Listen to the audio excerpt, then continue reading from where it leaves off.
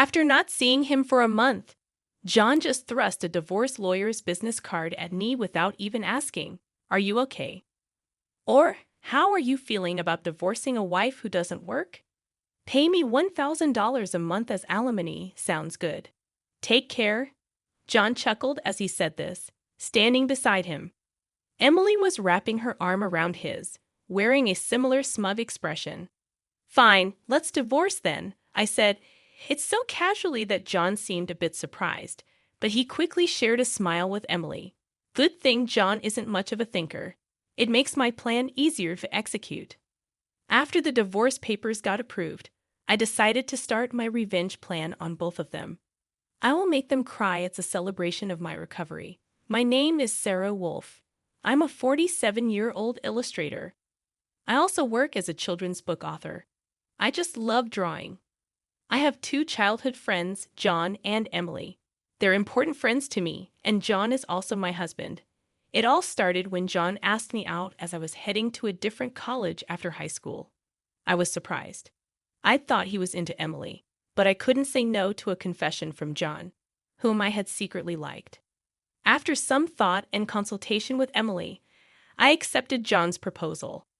Emily's behavior had been a bit problematic since teens, but she was still a dear friend to both John and me. However, Emily had a tendency to snatch other people's boyfriends and then dump them once they became obsessed with her, causing problems time and again. Her parents were concerned, so John and I often spent time with her to watch over her. John and I got married when we were 25. 4 years later, Emily brought her fiancé into our lives. His name was George, a professional working for a top-tier company. Nice to meet you, Sarah and John. I've heard so much about you. Looking forward to our future together. George was very polite, and we all got along immediately. We would get together during holidays and vacations, taking trips or going on long train rides to enjoy some drinks. However, things started falling apart after Emily got pregnant 2 years into her marriage. John's attitude started to change. He quit smoking because Emily said she couldn't stand the smell, and even offered to drive her to doctor's appointments using his vacation days. I warned him, "George might get upset if you're always with Emily." But John argued back, "You have work, don't you?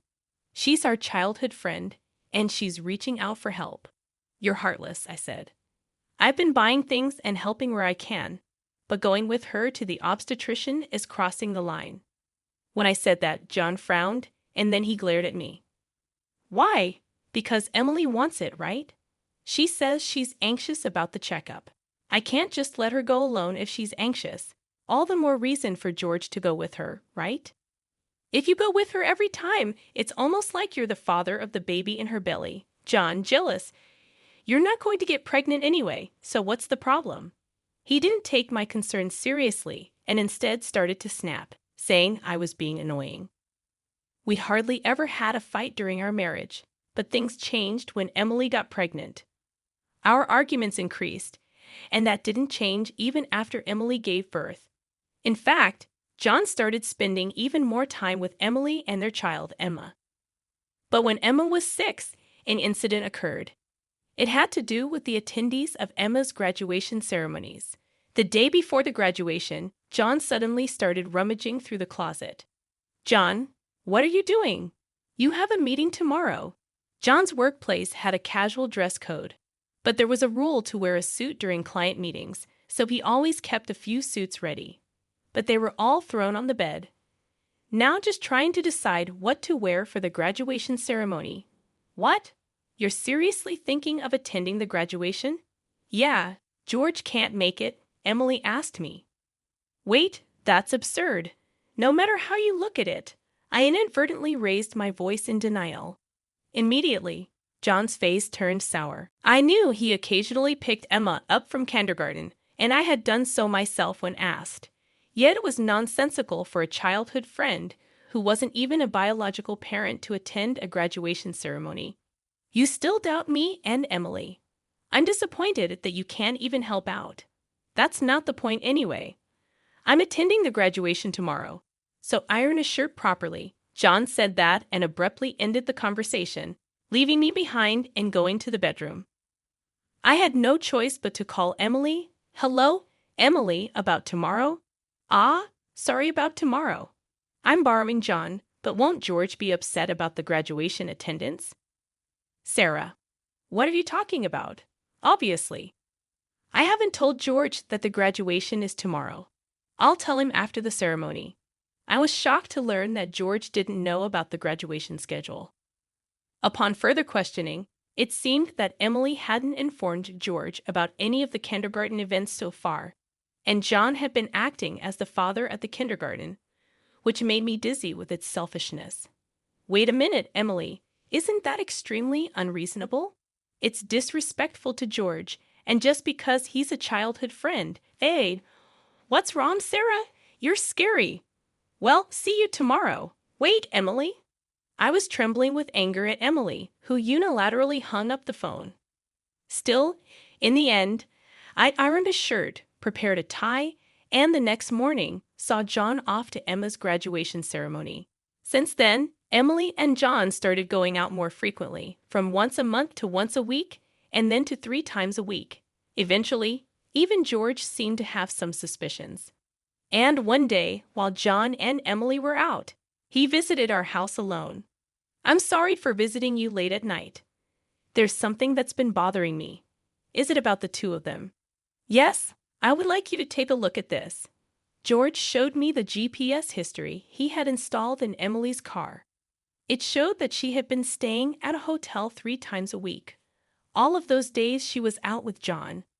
And just by looking at George's face, I understood what that meant. What do you want to do, George?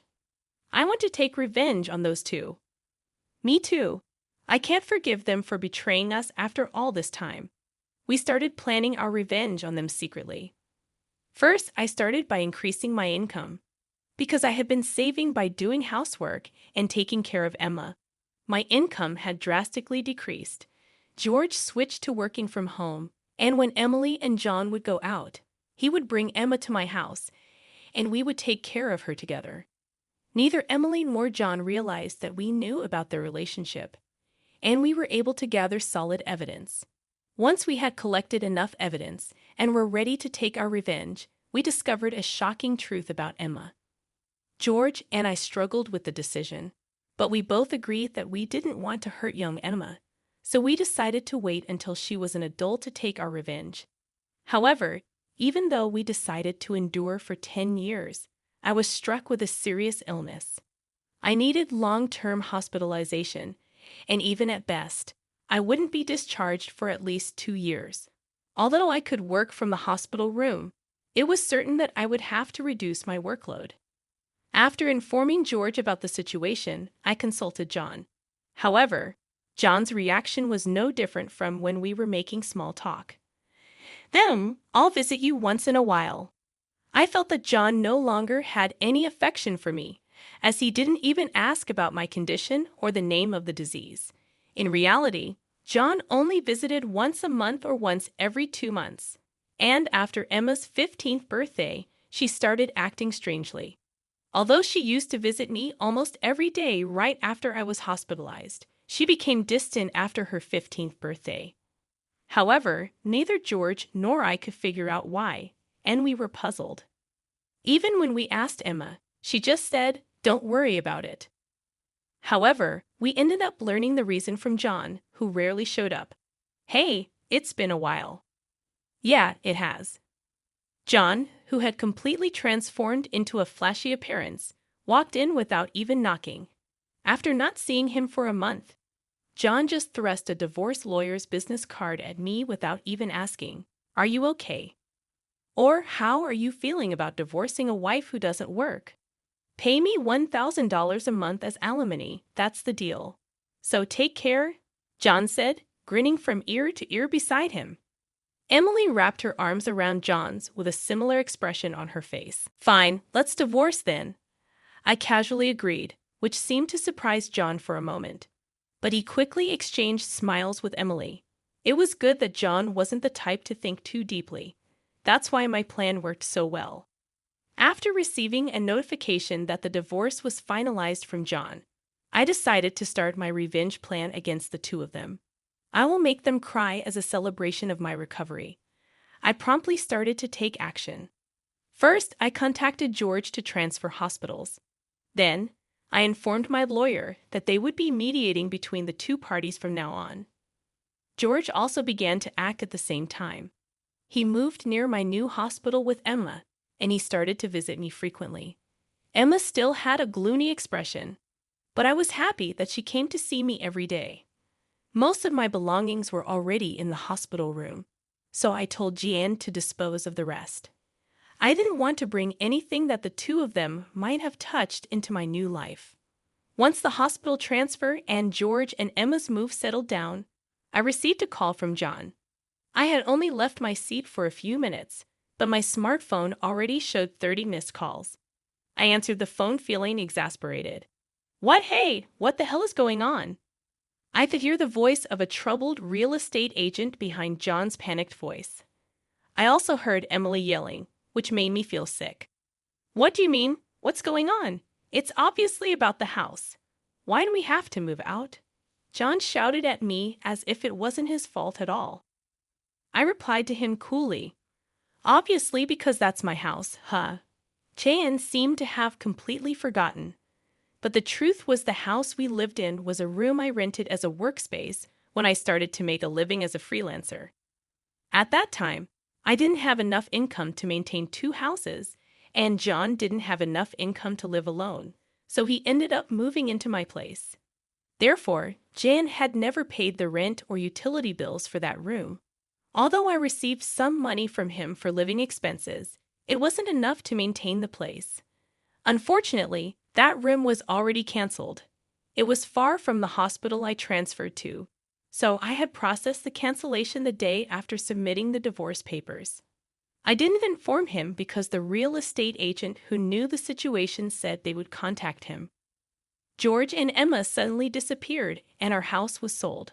What are we going to do about our new house? I don't know. Maybe stay in a business hotel for now.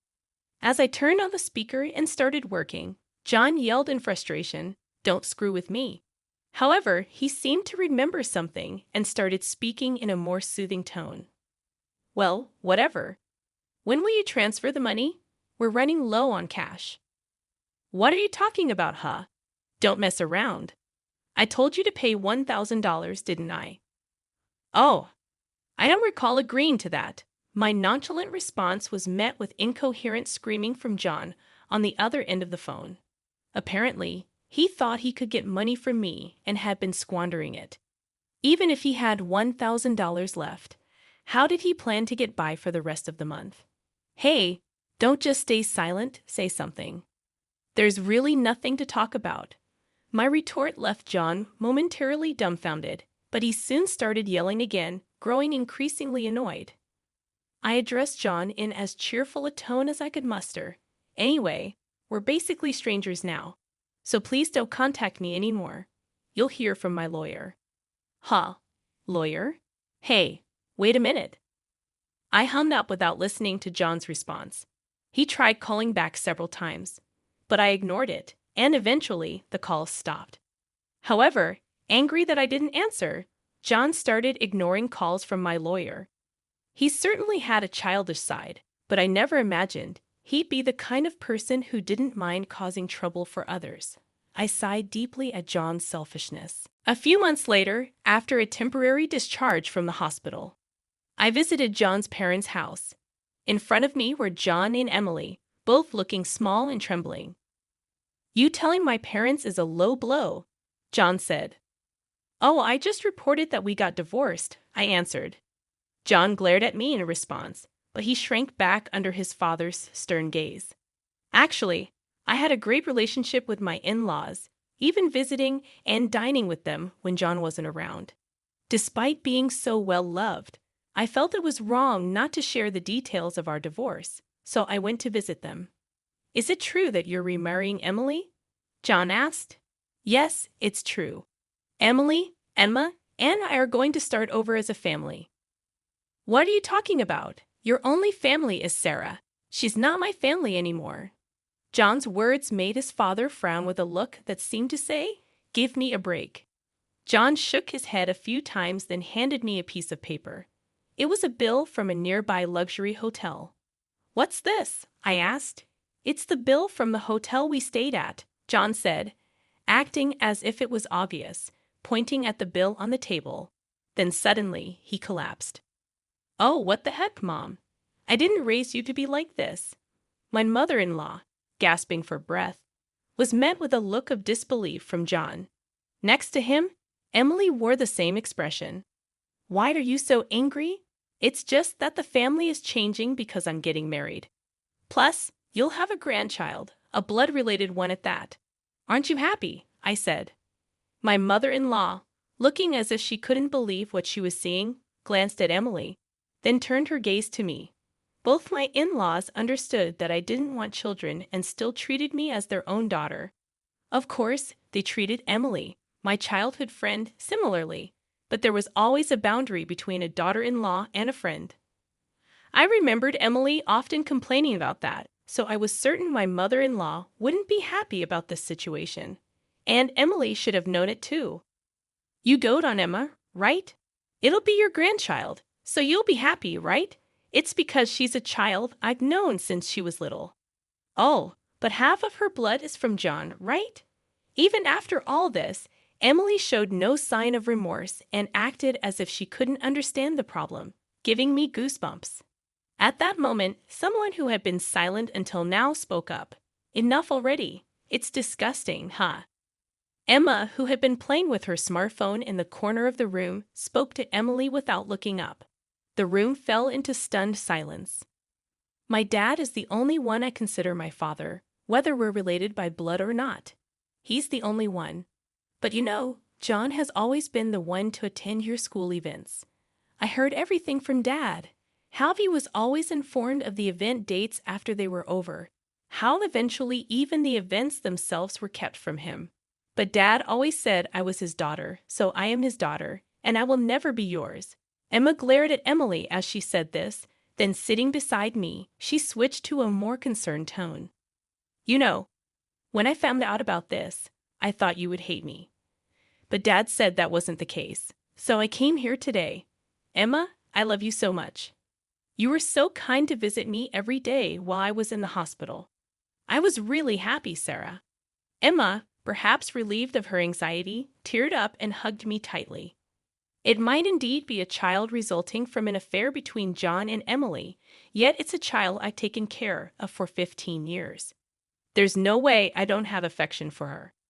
Speaking of which, Emily, weren't you curious why I wasn't surprised when I found out Emma is John's daughter? Emily looked startled before she could speak. A new person entered the room. We knew from the start. 10 years ago. Actually, George. Emily started to panic when George suddenly appeared. Understandably so, as she had recently unilaterally demanded a divorce, citing irreconcilable differences.